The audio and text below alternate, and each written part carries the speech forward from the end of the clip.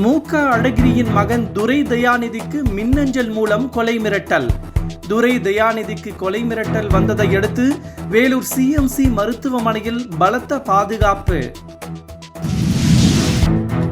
இலங்கை கடற்கொள்ளையர்கள் தாக்கியதில் நாகையைச் சேர்ந்த 4 மீனவர்கள் காயம்.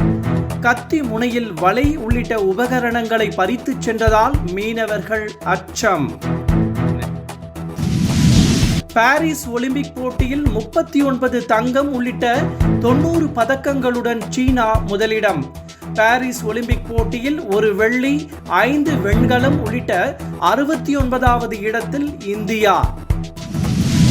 விழுப்புரம் மாவட்டத்தில் கொட்டி தீர்த்த கனமழையால் தாழ்வான இடங்களில் தேங்கிய தண்ணீர். பேருந்து நிறுத்தம் உள்ளிட்ட பகுதிகளில் மழைநீர் தேங்கியதால் மக்கள் பாதிப்பு. குற்றால அருவிகளில் குறைந்த நீர்வரத்து. நீராட நீண்ட வரிசையில் காத்திருந்த சுற்றுலா பயணிகள்.